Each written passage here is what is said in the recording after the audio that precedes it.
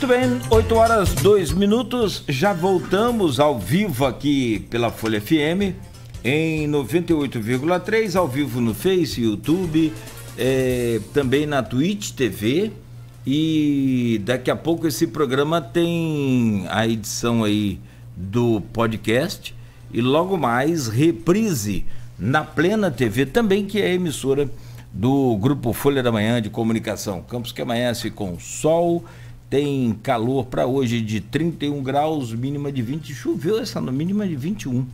Choveu essa noite, né? Deu uma, pelo menos aqui na área central, deu uma chuviscada, vamos dizer assim, uma chuvinha leve, e há a previsão de possibilidade de voltar a chover hoje no final do período, mas com probabilidade menor que 50%, né? Então a chance é bem menor. No programa de hoje, com oferecimento de Proteus, Unimed Campos, Laboratórios Plínio Bacelar e Vacina Plínio Bacelar, temos o prazer de conversar com o Rodrigo Andrade Torres. Doutor Rodrigo é médico cirurgião oncológico e vem para falar sobre o mês de março, que é o mês azul marinho, que tem outubro rosa, novembro azul, aí são outras campanhas, né, pertinentes também ao câncer, justamente, mas o azul marinho, depois eu não sei se eu consigo explicar, detalhar para a gente por que a cor azul marinho, ou se é só porque já tinha sido usado todas as cores. Março, tem o março lilás, e o azul já foi lá também para novembro. Porque geralmente o câncer de próstata é relacionado a aquele negócio, né? Antigamente era assim, azul para homem, rosa para mulher, né? Então, sim. Câncer de mama era rosa e aí o câncer de próstata colocaram azul aí, acho como uma referência a essa questão, mas hoje em dia, né? E aí tem o agora o azul marinho e o lilás. Por isso, porque no fim do ano é o outubro rosa das mulheres e o azul, novembro azul dos homens, que seria para próstata. E agora meio que em março colocou uma outra época do ano para lembrar, né, para ter enfatizar, e ficou lilás o colo uterino e colo retal azul marinho. Óbvio que colo retal não vai ser só nos homens, né, vai ser em toda a população, mas é meio que para ter essa diferença de lilás para azul marinho, e o outro é outubro rosa e novembro azul. O importante disso tudo é que a gente não só está aqui, como também todo mês é dedicado a essa campanha. Vocês, especialistas, né, vão se desdobrando mais nesse mês de março. O Rodrigo abre esse bloco, né, Rodrigo, por favor? Na verdade, eu estava conversando aqui nos bastidores, a gente tem lá o nosso grupo Opiniões do Folha no Ar, que é o grupo aqui do WhatsApp do nosso programa, e a gente tem sempre a colaboração de algumas pessoas, como da Vera Marques e da Silvana Venâncio. As duas fizeram algumas perguntas que a gente já respondeu no primeiro bloco. Mas pode ser que tenha algumas pessoas que estejam saindo agora para ir para o trabalho, né, sintonizar o rádio 98.3. Né, então é uma oportunidade para a gente falar rapidamente, reforçar alguns desses assuntos que a gente já tratou aqui no nosso primeiro bloco, né, aproveitando das perguntas que elas fizeram. Né. Então eu vou falar rapidamente as perguntas, doutor, e depois a gente vai pontuando aí o que o senhor achar que a gente pode reforçar. Mas claro, a gente convida você também que está acompanhando a gente, e depois assista a nossa reprise, tem o podcast também, e depois essa live vai ficar salva também nas redes sociais. É importante você ir lá e pegar desde o nosso primeiro bloco, porque o Cláudio Nogueira já trouxe lá as principais informações do Folha 1, né, a atualização do nosso site, que traz algumas notícias importantes de hoje. Mas dentro das perguntas formuladas aqui, tanto pela Vera Marques quanto pela Silvana Venâncio, elas perguntam...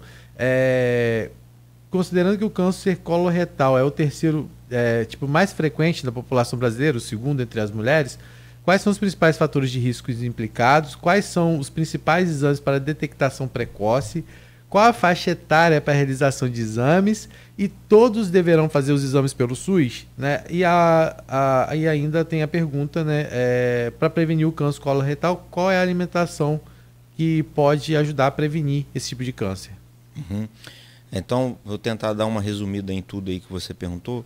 Então, basicamente assim, os fatores de risco, os principais são aquilo que a gente já falou anteriormente, é a carne processada, que seriam os embutidos, né? Carne vermelha, a gente orienta o consumo em torno de 300 gramas por semana, né? que eu falei anteriormente, isso é muito mais que a gente consome. Normalmente a gente consome muito mais isso na semana, né?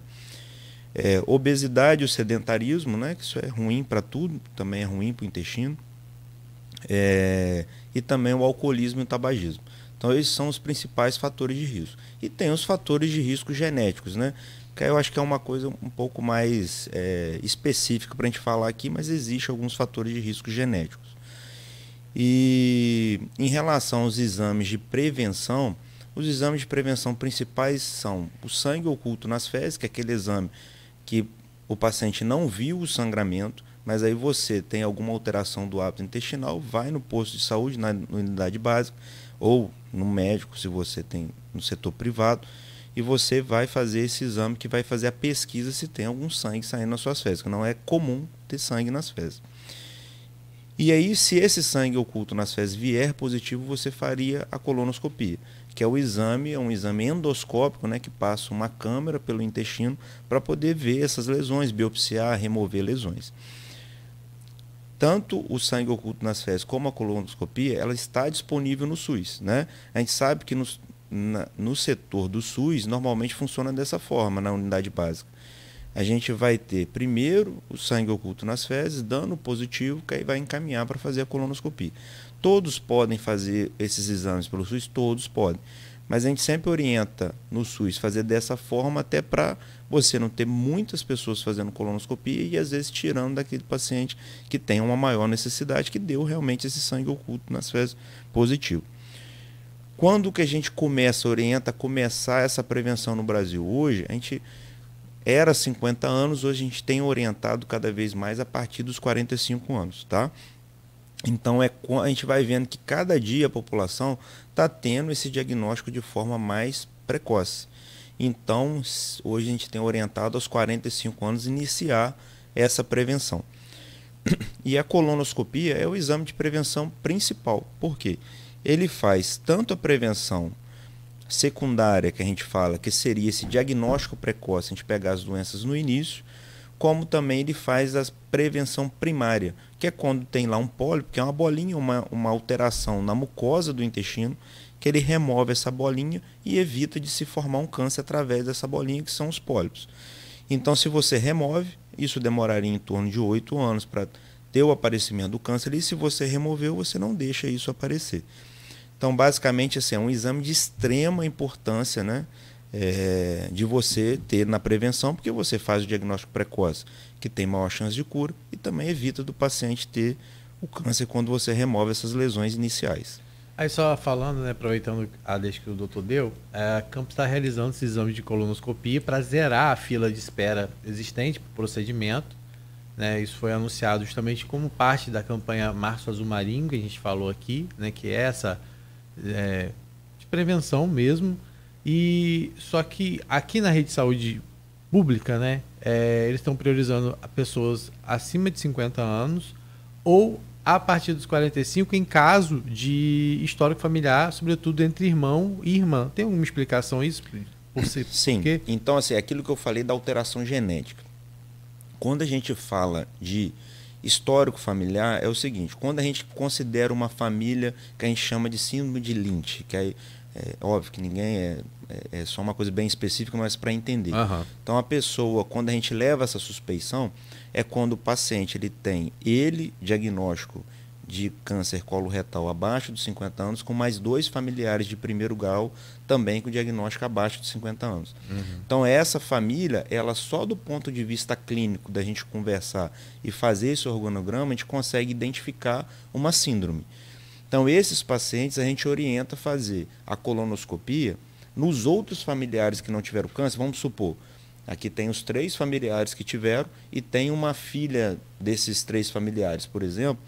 A gente orienta como? Fazer a colonoscopia 10 anos antes do mais novo que teve. Para quê? Para a gente poder pegar esse pólipo e não deixar passar esses 10 anos e ter o tumor. Entendi. Então, essa é a orientação.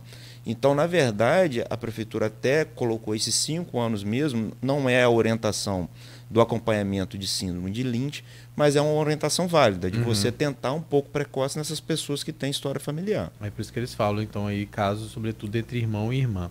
Agora, a gente viu que, segundo os dados da prefeitura, Cláudio Nogueira, nos últimos 3 anos foram registrados aí 899 casos, né? Então, assim, é um dado, uma média de 300 casos ao ano. Agora, a realização de exames, no ano passado foram realizados 2.700 exames, né, de colonoscopia, e em 2021 foram realizados 1.869. É um número, vamos dizer assim, entre 2.700, né, aumentou aí em quase 1.000 procedimentos se comparados com 2021. E esses exames vão estar sendo realizados, né, como eu falei, a partir provavelmente aquelas pessoas que já estão agendadas, né? Então é importante a gente ressaltar isso, né? Aquelas pessoas que já estão agendadas e estão esperando provavelmente vão ser chamadas pela regulação aí para poder estar fazendo esse tipo de exame, né?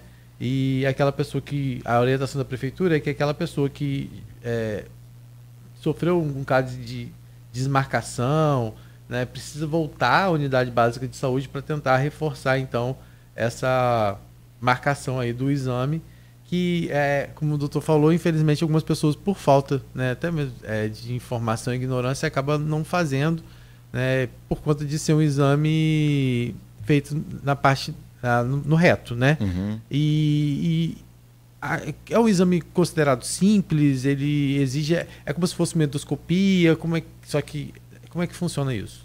O exame, na verdade, assim, para o paciente, o exame em si é um exame muito parecido com a endoscopia, tá?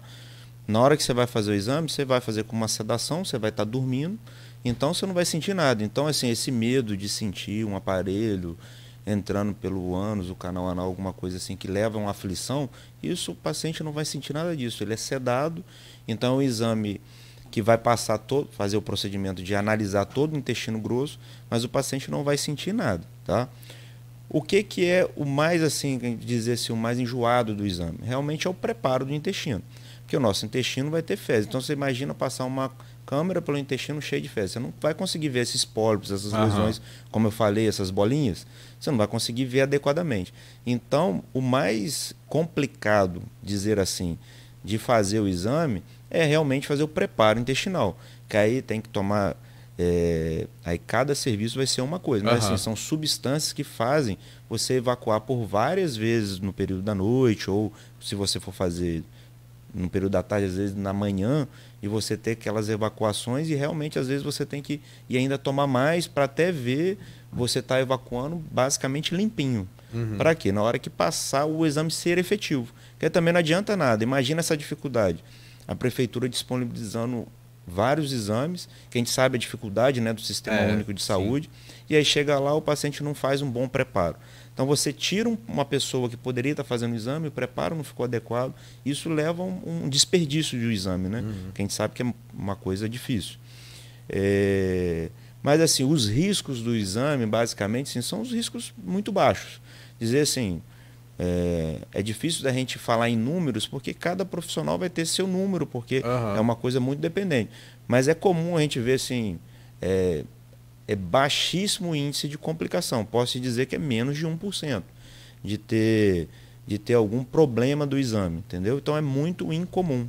Normalmente, assim, a gente sabe que alguns procedimentos mais invasivo por colonoscopia, pode-se ter um índice maior de complicação. Mas aí não é a prevenção, mas é um tratamento de alguma lesão por via colonoscopia. Essa colonoscopia é uma espécie de vídeo, de imagem. Sim. Né? Que eu fico questionando, às vezes, não por machismo, nada disso, é justamente por isso, pelo incômodo de ser pelo ânus. Tanto feminino quanto masculino, se independe, no caso, muito mais feminino do que masculino, a incidência, mas não quer dizer que nós homens estamos mais livres disso. Não, pelo contrário. O senhor já explicou isso. Mas assim, a colonoscopia, ela é mais eficaz, mais eficiente também, não sei se pode falar, do que um outro tipo de exame. Não sei se poderia citar aqui aquele exame de ultrassom, não, de colonoscopia virtual. Virtual? Que seria por tomografia. A tomografia, exato. Aí o que acontece? A colonoscopia por tomografia a gente vai utilizar em alguns casos. Não é que é um exame ruim, tá? Mas ela faz o mesmo preparo que se tem que fazer para fazer a colonoscopia tradicional, que seria por esses tubos que entra com ótica e vai lá. Aí qual que é a diferença? Quando você faz a virtual, você tem que fazer esse preparo, faz só o exame, e se tiver algum pólipo, se tiver alguma lesão lá, não vai conseguir remover nesse exame. Aí tem que programar uma outra colonoscopia com o aparelho para poder tirar esse exame. Então é um desperdício de um exame. Na verdade, a gente não pode até dizer que é um desperdício, que aí seria... Na verdade, assim, é saber usar a ferramenta. Se eu tenho um paciente, por exemplo, com alguma dificuldade de fazer uma anestesia, uma sedação, por exemplo, talvez está com sangramento, eu posso fazer uma tomografia virtual. Que aí eu vejo realmente, entendeu? Que é, por exemplo, assim, um paciente que tem algum problema cardíaco ou teve um AVC recente, aí eu faço uma tomografia virtual, que aí eu posso dar o diagnóstico. Não tem nada, a tomografia virtual está normal. Então eu não preciso levar esse paciente a um estresse de um exame com sedação. Entendeu? Certo. Então é saber usar a ferramenta, ela faz parte. Mas não é um dos principais exames de prevenção. Por isso que muitas vezes a gente não cita, porque o rastreio com colonoscopia é mais efetivo. Se você tem um pólipo, tem uma lesão, você consegue biopsiar, consegue remover e consegue, num único preparo do intestino... Então, em um único exame, você já consegue diagnóstico fazer... e também você vê a lesão, remover ou biopsiar. Por exemplo, se eu vejo uma lesão na colonoscopia virtual, que é por tomografia, uma lesão já às vezes avançada lá no colo, eu vou ter que fazer um novo preparo para poder entrar com o aparelho, para poder biopsiar, para poder tratar. Se eu já estou ali com a colonoscopia, eu consigo já biopsiar ali. Porque biopsiar é tirar um fragmento. E aí eu já consigo direcionar o paciente para o tratamento. Entendeu? Então não é falando mal do método, é falando que assim, o método tem que ser bem utilizado. Ou seja, como tudo na vida, ou quase tudo na vida, o caminho mais curto sempre acaba não dando no resultado tão bacana, tão positivo, tão esperado, né? E também a questão da segurança para você emitir um laudo para o cliente, para o paciente, é muito maior, muito melhor com a colonoscopia. Sim. E assim, é porque na verdade a gente tem que saber usar os exames às vezes como um artifício mesmo. Se eu tenho um paciente idoso que não quer fazer uma colonoscopia de jeito nenhum, por questão daquilo que a gente conversou anteriormente, de machismo e tudo, a gente dá essa opção de fazer virtual. Se ele não quer fazer nada, é melhor fazer a outra. Entendeu? Então, no dia a dia a gente vai... Vou te dizer assim, eu peço muito pouco colonoscopia virtual. Não é que eu acho que o exame não é bom, mas a gente usa pouco na prática.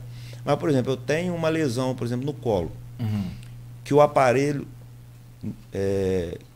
não passou ali, entendeu? Que é uma lesão que a gente chama estenosante. Por vezes a gente pode fazer uma colonoscopia virtual para ver o restante do intestino se tem mais alguma coisa, antes de operar.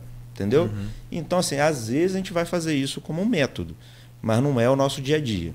Doutor, e qual é o índice cirúrgico? É muito grande e quase sempre precisa partir para a cirurgia? A gente sabe, assim, que paciente com câncer coloretal, mesmo paciente metastático, em 90% das vezes ele vai precisar de algum procedimento cirúrgico. Isso é estatístico. Em média, 90%. Então, só com tratamentos como químio, rádio, isso não resolveria?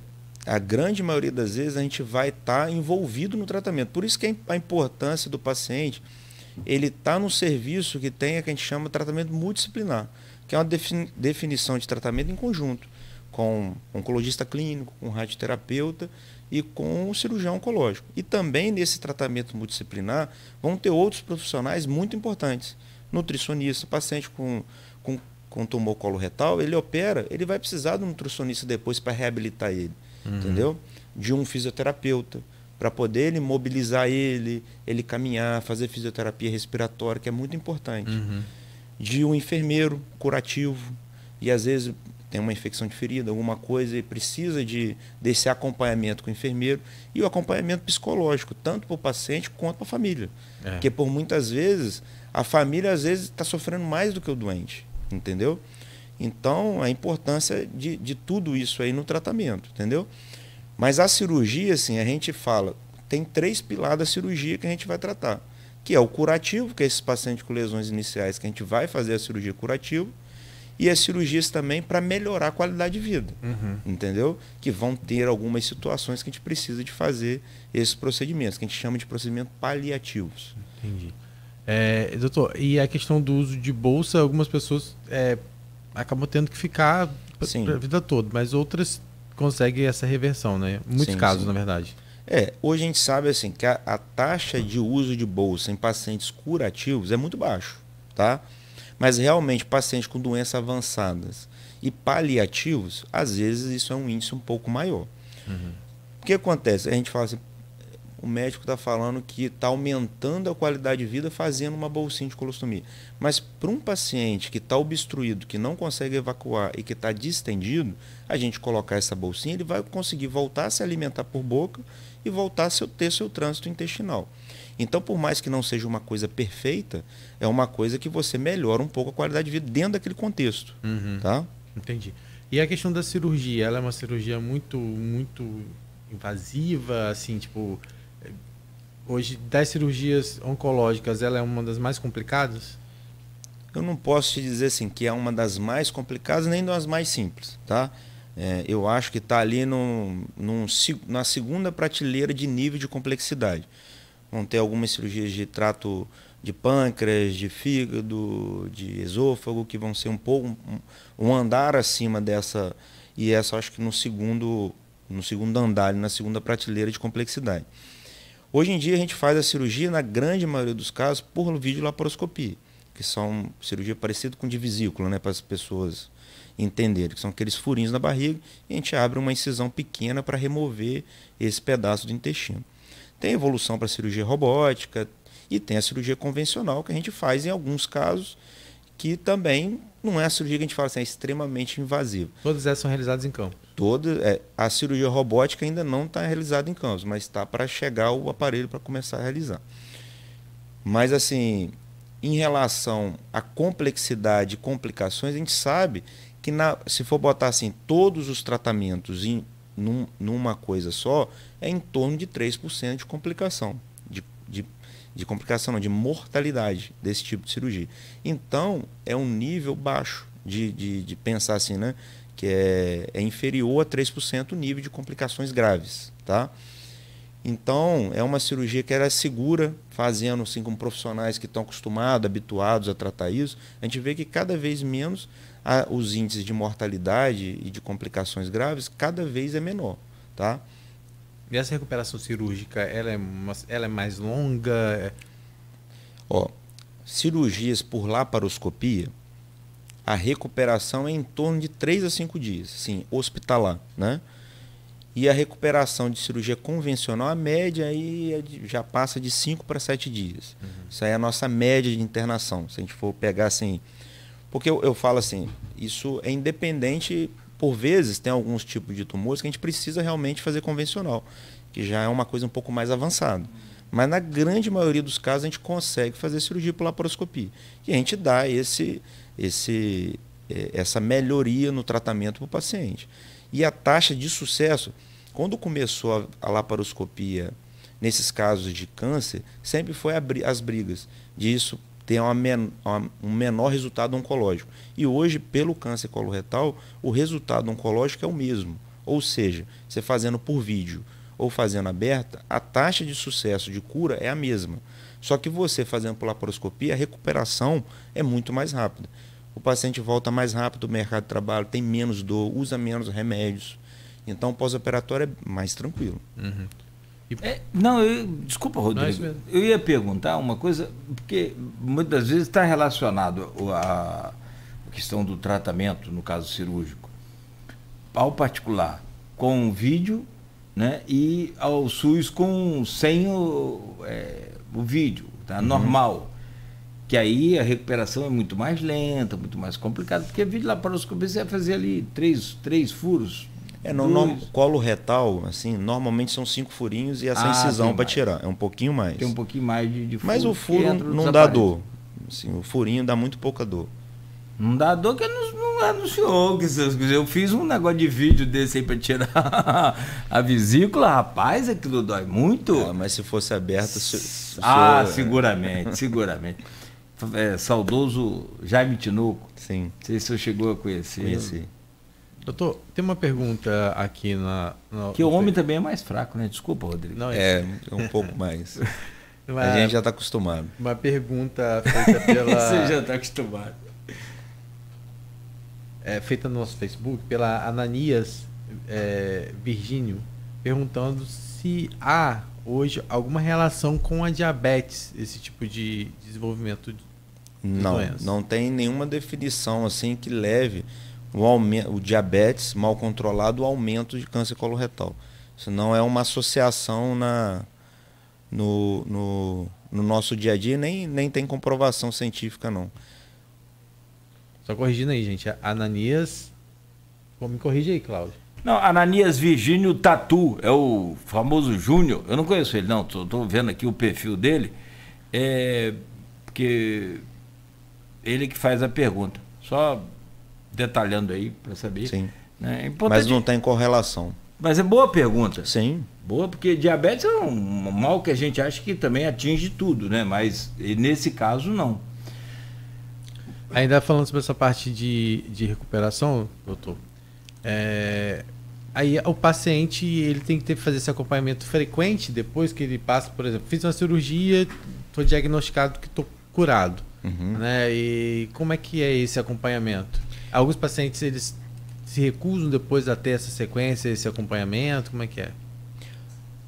A taxa, o paciente, na verdade, assim, o que é comum acontecer, né, na nossa prática é o paciente que tem esse diagnóstico tomar aquele susto e ele mudar, às vezes, a vida dele e estar muito mais perto do profissional de saúde, querer fazer os exames e passar tudo aquilo que a gente falou de principalmente homem, né, que às vezes não faz muito exame, é meio desleixado. Então, o paciente, na grande maioria dos casos, eu posso dizer que ele acompanha direitinho. Existe casos, pacientes realmente somem, mas não é o comum. O que a gente orienta? Esses pacientes eles vão ficar em acompanhamento com a gente pelo menos por 5 anos, tá? Que é o maior índice de recorrência da doença, que é voltar a doença nesse processo. Então, o câncer coloretal, normalmente a gente acompanha a cada 4 meses e pedindo exames periódicos, tá bom? Óbvio que a gente também vai pedir exames de acordo com a doença que a gente tratou. Aquilo que eu falei, doença do início, doença do meio e doença já metastática, né? Intermediária. Então, doenças do início, bem iniciadas, a gente vai pedir exames mais simples, doença intermediária, normalmente a gente vai pedir exames mais elaborados, e aí o metastático, normalmente a gente vai pedir exames elaborados e ainda vai estar em tratamento. Doutor, agora é uma coisa que a gente tem reparado, assim, pelo menos depois que começou a tornar muito evidente por causa de alguns casos, como eu falei, da própria Preta Gil, da Simone e alguns outros casos mais próximos até da gente, da evolução muito rápida. Mas você falou dessa questão do tempo, né? Ou seja, é verdade, muitas vezes demora 10 anos, mas a pessoa só vai saber. Mas quando sabe, é muito rápido. E aí tem uma coisa que é a mudança muito rápida na aparência da pessoa, emagrecimento muito rápido, que causa um impacto muito grande às vezes, né? E por isso eu falo dessa importância de ter uma equipe multiprofissional acompanhando até a questão psicológica mesmo, que não envolve só o paciente, mas também a família como um todo, né? Que sofre aquele impacto muito grande. Realmente hoje a gente tem visto assim, é muito rápido realmente essa evolução? O que acontece? Quando a gente pega pacientes jovens, igual a gente está comentando aqui agora, é um tipo de doença, que a gente fala nessa doença, que é a doença mais associada à genética, é uma doença diferente, a gente vê que é uma doença diferente dessa doença esporádica, que é no idoso. Que normalmente no idoso é uma doença de evolução um pouco mais lenta. Até é comum às vezes a gente operar no idoso assim, um tumor enorme e não vir nenhum linfonodo positivo, tá? Porque é um tumor que ele cresceu ali, mas ele é baixo grau. Então ele não dá muita metástase, ele vai crescendo, vira aquele tumorzão e a gente remove. No jovem já é o contrário, às vezes tumores pequenos, já tem metástase para linfonodo, às vezes metástase à distância. E a agressividade dessa doença é maior. Então, na prática, é mais ou menos isso, tá? Assim, tentando deixar... Se vocês não entendem o que eu falo, que às vezes eu falo de forma mais simples. Mas eu acho que basicamente é isso. Então, e o que acontece assim, das pessoas ficarem tão debilitadas é porque o tratamento quimioterápico para essas doenças mais agressivas são tratamentos também mais agressivos para o corpo como um todo. Então, a quimioterapia nada mais é que uma agressão para a célula do tumor, mas que agride também a nossa célula normal. Então, esses pacientes dentro desse tratamento, realmente eles ficam bem debilitados. A gente vê assim, às vezes cai o cabelo, emagrece, não consegue comer, porque é uma agressão tanto para o tumor quanto para a célula normal. Então o paciente fica realmente assim sem apetite, debilitado, perde um pouco dessa disposição e a vontade mesmo de fazer as coisas. Então é o que a gente vê no dia a dia. Então por isso a importância desse tratamento multidisciplinar. Imagina você ir num consultório de um médico, sentar lá, fazer quimioterapia e não ter ninguém para te dar esse suporte. Então, por isso que a importância de tudo isso, de ter as pessoas ali para poder te levantar. Ó, a nutricionista, ó, não estou conseguindo comer porque essa quimioterapia está me deixando nauseado, mas ela vai, ó, você toma esse suplemento aqui, toma esse comprimido, que aí vai pelo menos para você também não perder tanto, entendeu? O senhor é cirurgião oncológico, hoje o senhor trata só dessa parte ou hoje o senhor também faz outro tipo de cirurgia? Eu faço basicamente assim, tumores, né, do trato ginecológico, do aparelho digestivo e pele e tecidos tecidos musculares, que seriam os sarcomas. Então a gente trata toda essa parte abdominal e a parte também de músculo e sarcoma de partes moles, tá bom? O Cláudio tinha uma pergunta para fazer. Sim, Você até falou, acho, no início, sobre a questão de uso de anabolizante. Ah, sim, esse pessoal que está saradão aí, que eu acho bacana, legal, mas na internet, né, principalmente nas redes sociais, tem aquelas comparações com gerações antigas e, de fato, a gente ganhou uma qualidade de vida melhor. O ser humano hoje vive mais tempo, justamente por conta da tecnologia e tal. Mas é claro que eu falei sobre anabolizante, mas é uma brincadeira, não pode generalizar de forma nenhuma. Tem muita gente se cuidando com responsabilidade, com nutricionista, com acompanhamento realmente de preparadores, de treinadores especializados, porque um exercício mal feito acaba acarretando um problema físico e aí uma lesão, aí piora, enfim. Mas esse pessoal está mais saudável mesmo ou é só aquele nome do aplicativo lá, Photoshop? Não, o que acontece assim, a reposição hormonal sempre foi usado na questão ginecológica, né? As mulheres sempre fizeram essa reposição, principalmente de hormônios femininos, né? Então isso eu acho que faz parte da medicina há muito tempo, né? Das mulheres entrarem na menopausa e aí começar a ter perda de cabelo, alguma coisa, e ter essa reposição. Eu acho que a reposição hormonal controlada e uma coisa bem cuidada, com controle, medindo taxas, se realmente você tem uma baixa hormonal, é uma coisa efetiva. Mas o uso de hormônios para poder ter esse ganho de performance, isso não é adequado para quase nada no nosso organismo, né? Então a gente vê assim que nada em excesso, como a gente conversou sobre tudo, né? Acho que nada em excesso vai trazer um bem para nada. A gente sabe que não existe nada que a gente pode fazer, não, isso aqui em excesso vai te trazer bem. Então eu acho que anabolizantes, que seria assim, medicamentos para deixar você com níveis elevados de testosterona, por exemplo, isso vai te dar um ganho. Você vai ter durante aquele período ali maior disposição, maior potência, várias outras coisas. Mas isso também vai levar a algumas consequências. Mas dentro do câncer coloretal a gente não tem nada que comprove que esse uso de reposição em excesso traria o aumento de câncer coloretal.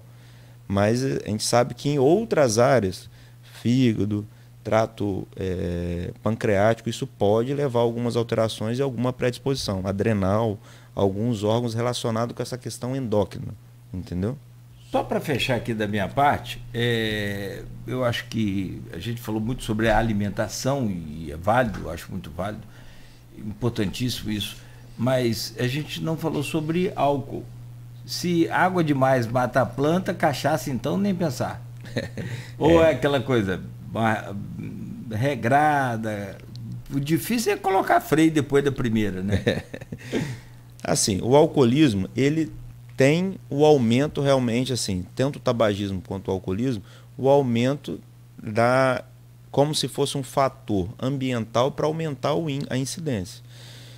Mas é aquilo que a gente orienta os pacientes. A gente sabe da questão social, né, da questão do álcool, isso é utilizado, né, na população desde quando o mundo é mundo, né, da questão social, do divertimento, de tudo, mas é usar sem excesso, né? Ninguém que vai ingerir uma quantidade social de bebida alcoólica vai ter um aumento do aparecimento de câncer coloretal, mas sim a associação realmente é o alcoolismo, não o social, que são essas pessoas que realmente tomam destilados em excesso no dia a dia. Doutor, a gente falou um pouquinho logo no final do primeiro bloco, né, chamando para o segundo, eu falei a respeito de como é que surgiu, né, o desejo do senhor de ir para uma área como essa, que é uma área que exige muito, né, como o senhor falou, né, profissionalmente. Como é que surgiu? Como que o senhor decidiu assim, não, essa é a área que eu quero trabalhar? Isso surgiu em que momento na sua vida? Assim, quando eu tinha o meu padrasto, né, que era cirurgião, e ele, na época, ele conversou comigo, falou que achava que era uma área, que seria uma área do futuro, né, que foi onde, quando a gente conversou, estava começando a sociedade crescer e realmente formar essas áreas de atuação que seriam na Com. E também, assim, quando eu entrei na residência, eu comecei... Fez residência no Camargo. Isso, a C Camargo em São Paulo, que é o Hospital do Câncer lá, né? Então, assim, quando eu entrei na residência, eu comecei a ter alguns cirurgiões que eram cirurgiões oncológicos na minha residência de geral e que me trouxe interesse de ver que são pessoas que operavam de forma diferente, com maior delicadeza, chamava atenção. Então, eu olhei aquilo e gostei dessa área. Mas, assim, é uma área delicada, mas que traz muita felicidade também. Então, da mesma forma que às vezes a gente fica triste e sofre junto com a família, tem muitos casos que a gente cura e que a gente sorri e fica feliz junto com a família. A gente viu aqui o Shimoda falando de um caso, né, que ele acompanhou. Então, assim, a gente tem tanta tristeza quanto a felicidade. Mas com o tempo a gente consegue equilibrar isso dentro do nosso dia a dia e saber ter a força de dar o apoio na hora da tristeza e saber sorrir também e abraçar na hora da felicidade. E é uma profissão assim que no dia a dia, cada vez eu vejo que eu nasci para isso e sou satisfeito com tudo que eu faço. É uma humanização. E como professor, como é que é? O senhor também é nessa mesma área que o senhor... Aí a questão do professor, eu faço parte da cadeira de cirurgia geral na FMC. Uhum. E aí eu dou aula tanto da parte de cirurgia geral, pancreatite, coisas não oncológicas, como também dou aula na área oncológica, lá dentro da cadeira de cirurgia geral. Que a gente tem um período fica mais com a parte de cirurgia geral mesmo, coisas benignas, e o período seguinte mais com a parte de oncologia. Aí eu faço algumas aulas também. E o senhor é um dos cooperados da Unimed? Sim, sim. E, então, para a gente finalizar, Cláudio, né, para a gente fechar com o doutor, queria que ele falasse rapidamente para a gente, reforçasse, na verdade, né, a importância das pessoas buscarem, né, a gente está falando agora do Março Azul Marinho, né, que é essa campanha aí de prevenção, mas que a gente possa fazer isso o tempo todo, né? Que esse mês é pra gente, tudo que a gente falou aqui é só, na verdade, um alerta para que as pessoas fiquem atentas e busquem sempre, né, o tratamento precoce para evitar aí, problemas mais graves, né? Eu acho assim, como eu falei no início, o mais importante da campanha é lembrar a população, é aquele alerta. Precisamos de lembrar que existe esse tipo de doença que é totalmente prevenível. O que é importante dessas campanhas? São as doenças que a gente consegue prevenir de forma adequada. Então, assim, o câncer coloretal a gente consegue tanto prevenir de evitar de ter a doença e também prevenir de ter o diagnóstico precoce. Então, é um tipo de doença que a gente tem que alertar e tem que fazer isso. E existem tantas outras doenças que a gente não consegue prevenir na parte da oncologia, então o que a gente consegue prevenir a gente tem que fazer.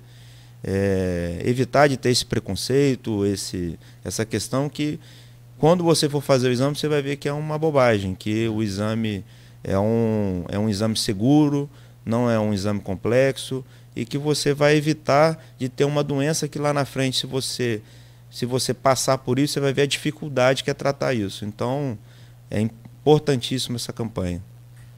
Aliás, boa parte dessa questão da medicina que a gente vai descobrindo com os exames, com os tratamentos, é que é muito mais fácil, né? Aquela máxima antiga, acho que, como o senhor disse... Muito mais fácil prevenir do que remediar. Não é?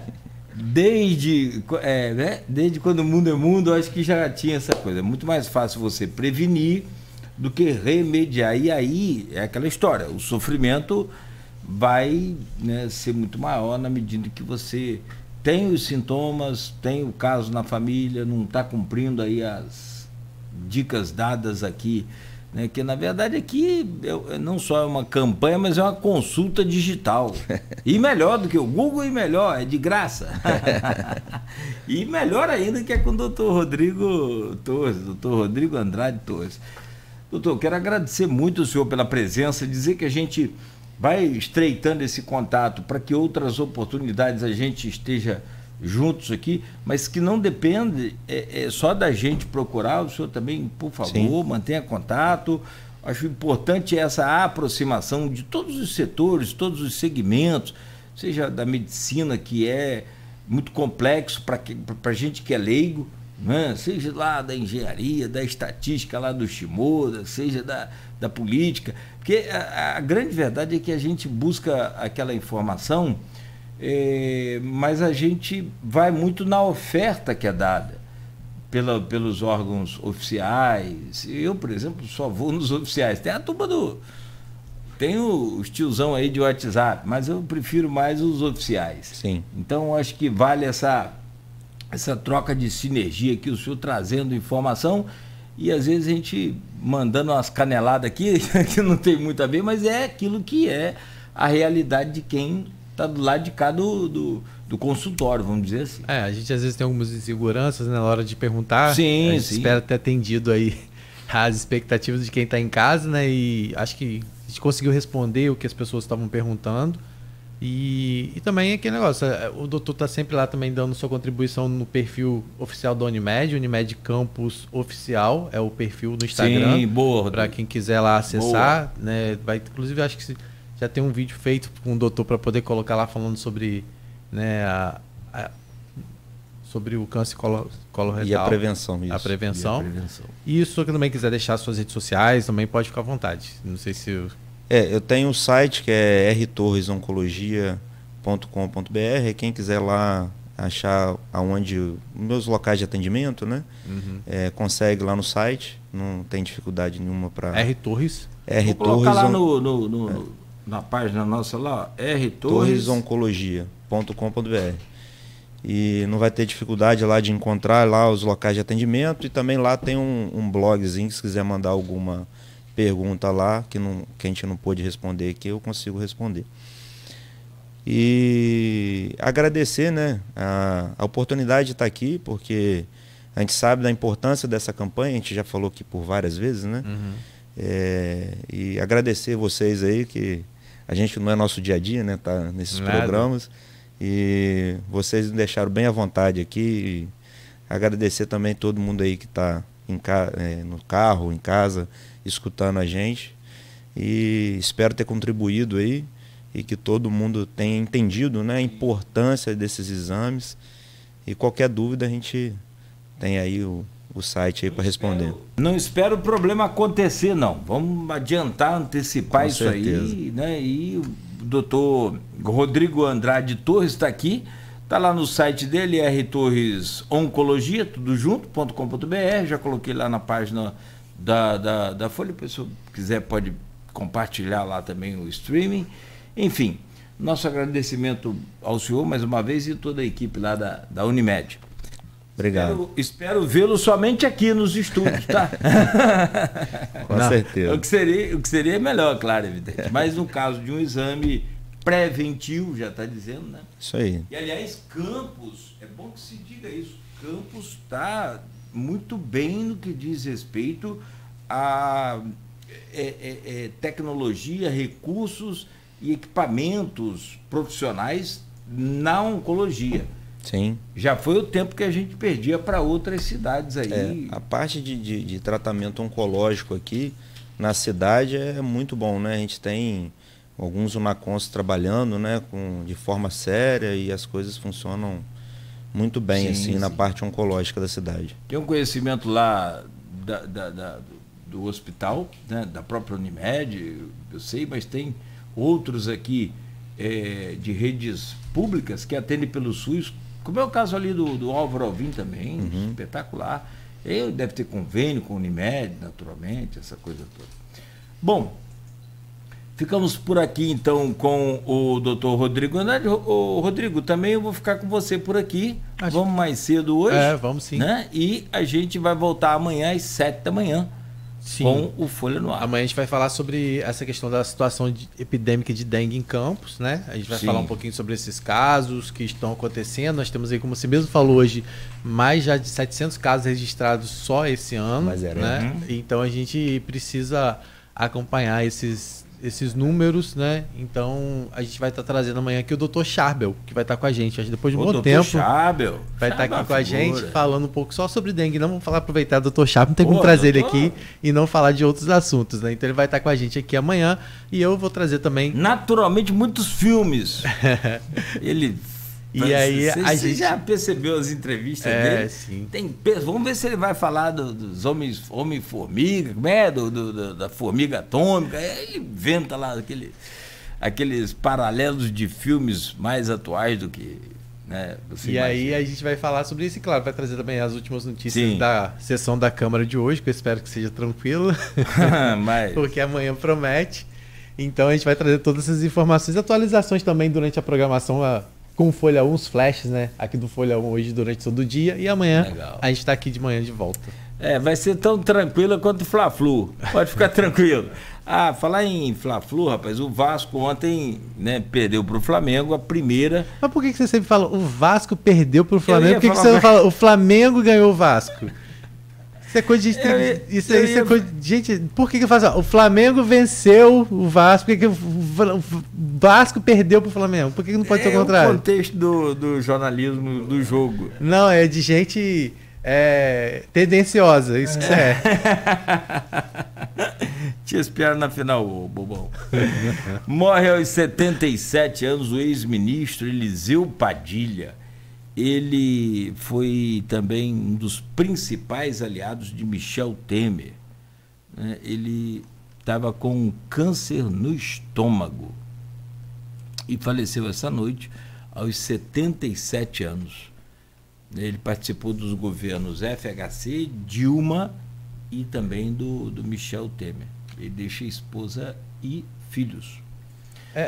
O pessoal lá da Folha 1 já está apurando, daqui a pouco a gente vai colocar também. Nós tivemos aí a morte também de um empresário conhecido aqui em Campos. Infelizmente, deixa eu pegar aqui, que o pessoal tá apurando lá ainda, mas daqui a pouco a gente já vai estar colocando no nosso site, né, deixa eu pegar aqui a informação que já chegou para a gente, né, que morreu aos 59 anos, o empresário Jaime Monteiro Vaz Ferreira, que é dono da Nissan e da Chevrolet aqui em Campos.